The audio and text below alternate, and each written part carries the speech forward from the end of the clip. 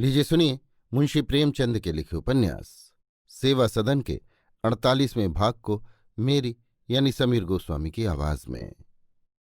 एक महीना बीत गया। सदन ने अपने इस नए धंधे की चर्चा घर में किसी से न की। वो नित्य सवेरे उठकर गंगा स्नान के बहाने चला जाता, वहां से 10 बजे घर आता, भोजन करके फिर चल देता और तब का गया गया घड़ी रात गए घर लौटता। अब उसकी नाव घाट पर की सब नावों से अधिक सजी हुई दर्शनीय थी। उस पर 2-3 मोढ़े रखे रहते थे और एक जाजिम बिछी रहती थी, इसलिए शहर के कितने ही रसिक विनोदी मनुष्य उस पर सैर किया करते थे। सदन किराए के विषय में खुद बातचीत न करता, ये काम उसका नौकर झींगुर मल्लाह किया करता था। वो स्वयं तो कभी तट पर बैठा रहता तो कभी नाव पर जा बैठता। वो अपने को बहुत समझाता कि काम करने में क्या शर्म, मैंने कोई बुरा काम तो नहीं किया है, किसी का गुलाम तो नहीं हूं, कोई आंखें तो नहीं दिखा सकता। लेकिन जब वो किसी भले आदमी को अपनी नाव की ओर आते देखता तो आप ही आप उसके कदम पीछे हट जाते और लज्जा से आंखें झुक जातीं। वो एक जमींदार का पुत्र था और एक वकील का भतीजा। उच्च पद से उतरकर मल्लाह का उद्यम करने में उसे स्वभावतः लज्जा आती थी, जो तर्क से किसी भांति न हटती। इस संकोच से उसकी बहुत हानि होती थी। जिस काम के लिए वो 1 रुपया ले सकता था, उसी के लिए उसे आधे में ही राजी होना पड़ता था। ऊंची दुकान फीके पकवान होने पर भी बाजार में श्रेष्ठ होती है। यहां तो पकवान भी अच्छे थे, केवल एक चतुर सजीले दुकानदार की कमी थी। सदन इस बात को समझता था, पर संकोचवश कुछ कह न सकता था। तिस पर भी 1.5-2 रुपये नित्य मिल जाते थे और वो समय निकट आता जाता था जब गंगा तट पर उसका झोंपड़ा बनेगा और आबाद होगा। वो अब अपने बलबूते पर खड़े होने के योग्य होता जाता था। इस विचार से उसके आत्मसम्मान को अतिशय आनंद होता था। वो बहुधा रात की रात इन्हीं अभिलाषाओं की कल्पना में जागता रहता। इसी समय म्यूनिसिपैलिटी ने वेश्याओं के लिए शहर से हटकर मकान बनवाने का निश्चय किया। लाला भगतराम को इसका ठीका मिला। नदी के इस पार ऐसी जमीन न मिल सकी जहां वो पजावे लगाते और चूने के भट्ठे बनाते, इसलिए उन्होंने नदी पार जमीन ली और वहीं सामान तैयार करते थे। उस पार ईंटें चूना आदि लाने के लिए उन्हें एक नाव की जरूरत हुई। नाव तय करने के लिए मल्लाहों के पास आए। सदन से भेंट हो गई। सदन ने अपनी नाव दिखाई। भगतराम ने उसे पसंद किया। झींगुर से मजूरी तय हुई। 2 खेवे रोज लाने की बात ठहरी। भगतराम ने बयाना दिया और चले गए। रुपए की चाट बुरी होती है। सदन अब वो उड़ाऊ लुटाऊ युवक नहीं रहा। उसके सिर पर अब चिंताओं का बोझ है, कर्तव्य का ऋण है। वो इससे मुक्त होना चाहता है। उसकी निगाह एक एक पैसे पर रहती है। उसे अब रुपए कमाने और घर बनवाने की धुन है। उस दिन वो घड़ी रात रहे, उठकर नदी किनारे चला आया और झींगुर को जगा कर नाव खुलवा दी। दिन निकलते निकलते उस पार जा पहुंचा। लौटती बार उसने स्वयं डांड ले लिया और हंसते हुए 2-4 हाथ चलाए। लेकिन इतने से ही नाव की चाल बढ़ते देखकर उसने जोर जोर से डांड चलाने शुरू कर दिए। नाव की गति दूनी हो गई। झींगुर पहले पहल तो मुस्कुराता रहा, लेकिन अब चकित हो गया। आज से वो सदन का दबाव कुछ अधिक मानने लगा। उसे मालूम हो गया कि ये महाशय निरे मिट्टी के लौंदे नहीं हैं। काम पड़ने पर ये अकेले नाव को पार ले जा सकते हैं, और अब मेरा टर्राना उचित नहीं। उस दिन 2 खेवे हुए। दूसरे दिन एक ही हुआ, क्योंकि सदन को आने में देर हो गई। तीसरे दिन उसने 9 बजे रात को तीसरा खेवा पूरा किया, लेकिन पसीने से डूबा था। ऐसा थक गया था कि घर तक आना पहाड़ हो गया। इसी प्रकार 2 मास तक लगातार उसने काम किया और इससे उसे अच्छा लाभ हुआ। उसने 2 मल्लाह और रख लिए थे। सदन अब मल्लाहों का नेता था। उसका झोंपड़ा तैयार हो गया था। भीतर एक तख्त था, 2 पलंग, 2 लैंप, कुछ मामूली बर्तन भी। एक कमरा बैठने का था, एक खाना पकाने का, एक सोने का। द्वार पर ईंटों का चबूतरा था। उसके इर्द गिर्द गमले रखे हुए थे। 2 कमलों में लताएं लगी हुई थीं जो झोंपड़ों के ऊपर चढ़ती जाती थीं। ये चबूतरा मल्लाहों का अड्डा था। वो बहुधा वहीं बैठे तमाकू पीते।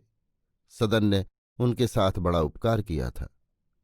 अफसरों से लिखा पढ़ी करके उन्हें आए दिन की बेगार से मुक्त करा दिया था। इस साहस के काम ने उसका सिक्का जमा दिया था। उसके पास अब कुछ रुपए भी जमा हो गए थे और वो मल्लाहों को बिना सूद के रुपए उधार देता था। अब उसे एक पैर गाड़ी की फिक्र थी। शौकीन आदमियों के सैर के लिए वो एक सुंदर बजरा भी लेना चाहता था और हारमोनियम के लिए तो उसने पत्र डाल ही दिया। ये सब उस देवी के आगमन की तैयारियां थी जो एक क्षण के लिए भी उसके ध्यान से न उतरती थी। सदन की अवस्था अब ऐसी थी कि वो गृहस्थी का बोझ उठा सके, लेकिन अपने चचा की सम्मति के बिना वो शांता को लाने का साहस न कर सकता था। वो घर पर पद्म सिंह के साथ भोजन करने बैठता तो निश्चय कर लेता कि आज इस विषय को छेड़कर तय कर लूंगा, पर उसका इरादा कभी पूरा न होता। उसके मुंह से बात ही न निकलती। यद्यपि उसने पद्म सिंह से इस व्यवसाय की चर्चा न की थी, पर उन्हें लाला भगत राम से सब हाल मालूम हो गया था। वो सदन की उद्योगशीलता पर बहुत प्रसन्न थे। वो चाहते थे कि एक दो नावें और ठीक कर ली जाए और कारोबार बढ़ा लिया जाए। लेकिन जब सदन स्वयं कुछ नहीं कहता था तो वो भी इस विषय में चुप रहना ही उचित समझते थे। वो पहले ही उसकी खातिर करते थे, अब कुछ आदर भी करने लगे और सुभद्रा तो उसे अपने लड़के के समान मानने लगी। एक दिन रात के समय सदन अपने झोंपड़े में बैठा हुआ नदी की तरफ देख रहा था। आज न जाने क्यों नाव के आने में देर हो रही थी। सामने लैंप जल रहा था। सदन के हाथ में एक समाचार पत्र था, पर उसका ध्यान पढ़ने में न लगता था। नाव के न आने से उसे किसी अनिष्ट की शंका हो रही थी। उसने पत्र रख दिया और बाहर निकलकर तट पर आया। रेत पर चांदनी की सुनहरी चादर बिछी हुई थी और चांद की किरणें नदी के हिलते हुए जल पर ऐसी मालूम होती थी जैसे किसी झरने से निर्मल जल की धारा क्रमशः चौड़ी होती हुई निकलती है। झोपड़े के सामने चबूतरे पर कई मल्लाह बैठे हुए बातें कर रहे थे कि अकस्मात सदन ने दो स्त्रियों को शहर की ओर से आते देखा। उनमें से एक ने मल्लाहों से पूछा, हमें उस पार जाना है, नाव ले चलोगे? सदन ने शब्द पहचाने। ये सुमन बाई थी। उसके हृदय में एक गुदगुदी सी हुई, आंखों में एक नशा सा आ गया। लपक कर चबूतरे के पास आया और सुमन से बोला, भाई जी तुम यहां कहाँ? सुमन ने ध्यान से सदन को देखा, मानो उसे पहचानती ही नहीं। उसके साथ वाली स्त्री ने घूंघट निकाल लिया और लालटेन के प्रकाश से कई पग हटकर अंधेरे में चली गई। सुमन ने आश्चर्य से कहा, कौन? सदन? मल्लाहों ने उठकर घेर लिया, लेकिन सदन ने कहा, तुम लोग इस समय यहां से चले जाओ। ये हमारे घर की स्त्रियां हैं, आज यहीं रहेंगी। इसके बाद वो सुमन से बोला, भाई जी कुशल समाचार कहिए, क्या माजरा है? सुमन, सब कुशल ही है। भाग्य में जो कुछ लिखा है वही भोग रही हूं। आज का पत्र तुमने अभी न पढ़ा होगा। प्रभाकर राव ने न जाने क्या छाप दिया कि आश्रम में हलचल मच गई। हम दोनों बहनें वहां एक दिन भी और रह जाती तो आश्रम बिल्कुल खाली हो जाता। वहां से निकल आने में कुशल थी। अब इतनी कृपा करो कि हमें उस पार ले जाने के लिए एक नाव ठीक कर दो। वहां से हम इक्का करके मुगलसराय चली जाएंगी। अमोला के लिए कोई ना कोई गाड़ी मिल ही जाएगी। यहां से रात कोई गाड़ी नहीं जाती। सदन, अब तो तुम अपने घर ही पहुंच गई, अमोला क्यों जाओगे? तुम लोगों को कष्ट तो बहुत हुआ, पर इस समय तुम्हारे आने से मुझे जितना आनंद हुआ ये वर्णन नहीं कर सकता। मैं स्वयं कई दिन से तुम्हारे पास आने का इरादा कर रहा था, लेकिन काम से छुट्टी ही नहीं मिलती। मैं 3-4 महीने से मल्लाह का काम करने लगा हूं। यही तुम्हारा झोंपड़ा है, चलो अंदर चलो। सुमन झोंपड़े में चली गई, लेकिन शांता वहीं अंधेरे में चुपचाप सिर झुकाए रो रही थी। जब से उसने सदन सिंह के मुंह से वे बातें सुनी थी, उस दुखिया ने रो रो कर दिन काटे थे। उसे बार बार अपने मान करने पर पछतावा होता था। वो सोचती, यदि मैं उस समय उनके पैरों पर गिर पड़ती तो उन्हें मुझ पर अवश्य दया आ जाती। सदन की सूरत उसकी आंखों में फिरती और उसकी बातें उसके कानों में गूंजती। बातें कठोर थीं, लेकिन शांता को वो प्रेम करुणा से भरी हुई प्रतीत होती थी। उसने अपने मन को समझा लिया था कि ये सब मेरे कुदिन का फल है, सदन का कोई अपराध नहीं। वो वास्तव में विवश है। अपने माता पिता की आज्ञा का पालन करना उनका धर्म है। ये मेरी नीचता है कि मैं उन्हें धर्म के मार्ग से फेरना चाहती हूं। हाँ, मैंने अपने स्वामी से मान किया। मैंने अपने आराध्य देव का निरादर किया। मैंने अपने कुटिल स्वार्थ के वश होकर उनका अपमान किया। ज्यों ज्यों दिन बीतते थे, शांता की आत्मग्लानि बढ़ती थी। इस शोक चिंता और विरह पीड़ा से वो रमणी इस प्रकार सूख गई थी जैसे जेठ महीने में नदी सूख जाती है। सुमन झोंपड़े में चली गई तो सदन धीरे धीरे शांता के सामने आया और कांपते हुए स्वर से बोला, शांता। ये कहते कहते उसका गला रुंध गया। शांता प्रेम से गदगद हो गई। उसका प्रेम उस विरत दशा को पहुंच गया जब वो संकुचित स्वार्थ से मुक्त हो जाता है। उसने मन में कहा, जीवन का क्या भरोसा है, मालूम नहीं जीती रहूं या न रहूं, इनके दर्शन फिर हों या न हों। एक बार इनके चरणों पर सिर रखकर रोने की अभिलाषा क्यों रह जाए। इससे उत्तम और कौन सा अवसर मिलेगा। स्वामी, तुम एक बार अपने हाथों से उठाकर मेरे आंसू पोंछ दोगे तो मेरा चित्त शांत हो जाएगा, मेरा जन्म सफल हो जाएगा। मैं जब तक जीऊंगी सौभाग्य के स्मरण का आनंद उठाया करूंगी। मैं तो तुम्हारे दर्शनों की आशा ही त्याग चुकी थी, किंतु जब ईश्वर ने ये दिन दिखा दिया तब अपनी मनोकामना क्यों न पूरी कर लूं। जीवन रूपी मरुभूमि में ये वृक्ष मिल गया है तो इसकी छाह में बैठकर क्यों न अपने दग्ध हृदय को शीतल कर लूं। ये सोचकर शांता रोती हुई सदन के पैरों पर गिर पड़ी, किंतु मुरझाया हुआ फूल हवा का झोंका लगते ही बिखर गया। सदन झुका के उसे उठाकर छाती से लगा ले, चिमटा ले, लेकिन शांता की दशा देखकर उसका हृदय विकल हो गया।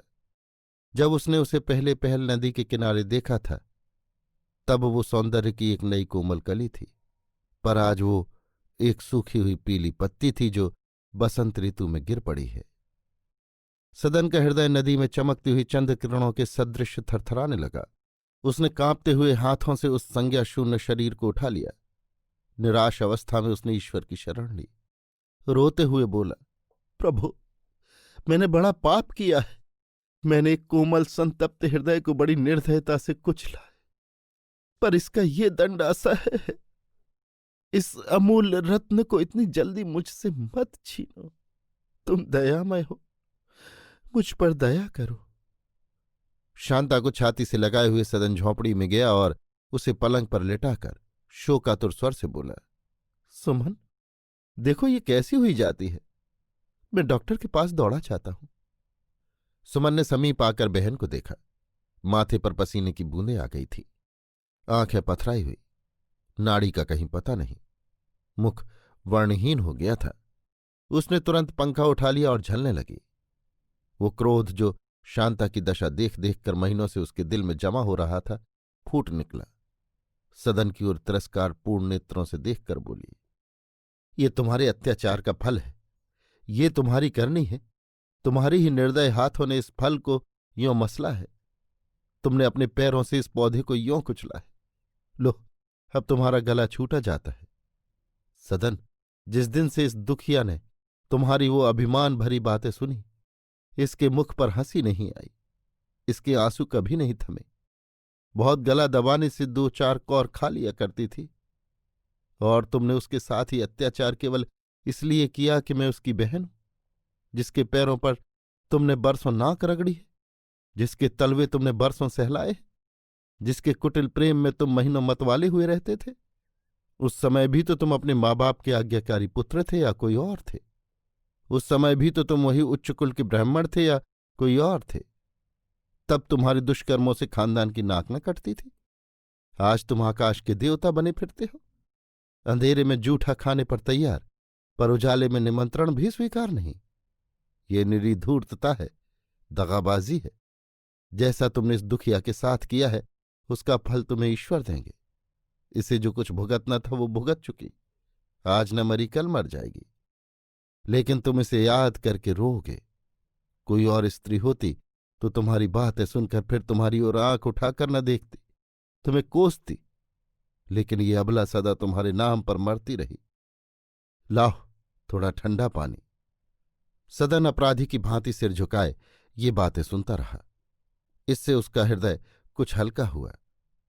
सुमन ने यदि उसे गालियां दी होती तो और भी बोध होता। वो अपने को इस तिरस्कार के सर्वथा योग्य समझता था। उसने ठंडे पानी का कटोरा सुमन को दिया और स्वयं पंखा झलने लगा। सुमन ने शांता के मुंह पर पानी के कई छींटे दिए। इस पर जब शांता ने आंखें न खोलीं तब सदन बोला, जाकर डॉक्टर को बुला लाऊं ना। सुमन, नहीं, घबराओ मत, ठंडक पहुंचते ही होश आ जाएगा। डॉक्टर के पास इसकी दवा नहीं। सदन को कुछ तसल्ली हुई। बोला, सुमन, चाहे तुम समझो कि मैं बात बना रहा हूं, लेकिन मैं तुमसे सत्य कहता हूं कि उसी मनहूस घड़ी से मेरी आत्मा को कभी शांति नहीं मिली। मैं बार बार अपनी मूर्खता पर पछताता था। कई बार इरादा किया कि चलकर अपना अपराध क्षमा कराऊं, लेकिन यही विचार उठता कि किस बूते पर जाऊं। घर वालों से सहायता की कोई आशा न थी, और मुझे तो तुम जानते ही हो कि सदा कोतल घोड़ा बना रहा। बस इसी चिंता में डूबा रहता था कि किसी प्रकार 4 पैसे पैदा करूं और अपनी झोंपड़ी अलग बनाऊं। महीनों नौकरी की खोज में मारा मारा फिरा, कहीं ठिकाना न लगा। अंत को मैंने गंगा माता की शरण ली और अब ईश्वर की दया से मेरी नाव चल निकली है। अब मुझे किसी के सहारे या मदद की आवश्यकता नहीं है। ये झोंपड़ी बना ली है और विचार है कि कुछ रुपए और आ जाएं तो उस पार किसी गांव में एक मकान बनवा लूं, क्योंकि इनकी तबीयत कुछ संभलती मालूम होती है। सुमन का क्रोध शांत हुआ। बोली, हाँ, अब कोई भय नहीं है, केवल मूर्छा थी। आंखें बंद हो गईं और होठों का नीलापन जाता रहा। सदन को ऐसा आनंद हुआ कि यदि वहां ईश्वर की कोई मूर्ति होती तो उसके पैरों पर सिर रख देता। बोला, सुमन, तुमने मेरे साथ जो उपकार किया है उसको मैं सदा याद करता रहूंगा। अगर और कोई बात हो जाती तो इस लाश के साथ मेरी लाश भी निकलती। सुमन, ये कैसी बात मुंह से निकालते हो? परमात्मा चाहेंगे तो ये बिना दवा के अच्छी हो जाएगी और तुम दोनों बहुत दिनों तक सुख से रहोगे। तुम ही उसकी दवा हो, तुम्हारा प्रेम ही उसका जीवन है। तुम्हें पाकर अब उसे किसी वस्तु की लालसा नहीं है। लेकिन अगर तुमने भूल कर भी उसका अनादर या अपमान किया तो फिर उसकी यही दशा हो जाएगी और तुम्हें हाथ मलना पड़ेगा। इतने में शांता ने करवट बदली और पानी मांगा। सुमन ने पानी का गिलास उसके मुंह से लगा दिया। उसने 2-3 घूंट पिया और तब फिर चारपाई पर लेट गई। वो विस्मित नेत्रों से इधर उधर ताक रही थी, मानो उसे अपनी आंखों पर विश्वास नहीं है। वो चौंक कर उठ बैठी और सुमन की ओर ताकती हुई बोली, क्यों, यही मेरा घर है ना? हाँ हाँ, यही है। और वो कहाँ है मेरे स्वामी, मेरे जीवन के आधार? उन्हें बुलाओ, आकर मुझे दर्शन दे। बहुत जलाया है, इस दाह को बुझाए। मैं उनसे कुछ पूछूंगी, क्या नहीं आते? तो लो, मैं ही चलती हूं। आज मेरी उनसे तकरार होगी। नहीं, मैं उनसे तकरार न करूंगी, केवल यही कहूंगी कि अब मुझे छोड़कर कहीं मत जाओ। चाहे गले का हार बनाकर रखो, चाहे पैरों की बेड़ियां बनाकर रखो, पर अपने साथ रखो। वियोग दुख अब नहीं सहा जाता। मैं जानती हूं कि तुम मुझसे प्रेम करते हो। अच्छा, ना सही, तुम मुझे नहीं चाहते, मैं तो तुम्हें चाहती हूं। अच्छा, ये भी ना सही, मैं भी तुम्हें नहीं चाहती। मेरा विवाह तो तुमसे हुआ है। नहीं, नहीं हुआ। अच्छा, कुछ ना सही, मैं तुमसे विवाह नहीं करती, लेकिन मैं तुम्हारे साथ रहूंगी। और अगर तुमने आग फेरी तो अच्छा ना होगा। हाँ, अच्छा ना होगा। मैं संसार में रोने के लिए नहीं आई हूं। प्यारे, रिसाव मत। यही होगा, 2-4 आदमी हंसेंगे, ताने देंगे। मेरी खातिर उसे सह लेना। क्या माँ बाप छोड़ देंगे? कैसी बात कहते हो? माँ बाप अपने लड़के को नहीं छोड़ते। तुम देख लेना, मैं उन्हें खींच लाऊंगी। मैं अपनी सास के पैर धो धो पीऊंगी, अपने ससुर के पैर दबाऊंगी। क्या उन्हें मुझ पर दया ना आएगी? ये कहते कहते शांता की आंखें फिर बंद हो गईं। सुमन ने सदन से कहा, अब सो रही है, सोने दो। एक नींद सो लेगी तो उसका जी संभल जाएगा। रात अधिक बीत गई है, अब तुम भी घर जाओ। शर्मा जी बैठे घबराते होंगे।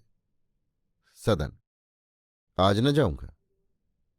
सुमन, नहीं नहीं, वे लोग घबराएंगे। शांता अब अच्छी है, देखो कैसे सुख से सोती है। इतने दिनों में आज ही मैंने उसे यों सोते देखा है। सदन नहीं माना, वहीं बरामदे में आकर चौकी पर लेट रहा और सोचने लगा। अभी आप सुन रहे थे मुंशी प्रेमचंद के लिखे उपन्यास सेवा सदन के 48वें भाग को मेरी यानी समीर गोस्वामी की आवाज में।